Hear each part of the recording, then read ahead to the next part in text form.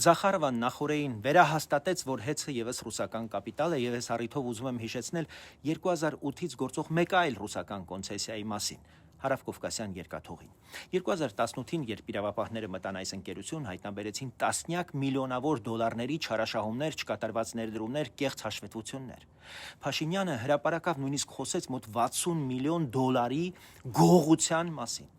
Սա արդեն սոսկ տնտեսության հարց չէր, այլ թե ով է իրականում տիրապետում Հայաստանի ռազմավարական ենթակառուցվածքներին։ Եվ ինչ եղավ հետո։ 2020-ին Լավրովը հրապարակայնորեն հուշեց հայ գործընկերներին, որ ռուսական ընկերությունների դեմ գործերը պետք է կարգավորվեն դաշնակցային հարաբերություններին չվնասելու տրամաբանությամբ։ Դրան հաջորդեց քննության սառեցում եւ արկախված քրեական վարույթ։ Այսօր, երբ լսում ենք, թե ինչպես են Մոսկվայից ուշադիր հետևում հեցի շուրջ իրավիճակին, պետք է հասկանալ, որ սա նույն տրամաբանության շարունակությունն է։ Ինձ հեցը երկաթուղին մի պարզ հարցադրման համար են կարևոր։ Մենք պետություն ենք, թե ռուսների համար փող աշխատելու պրախատնոյ դվոր։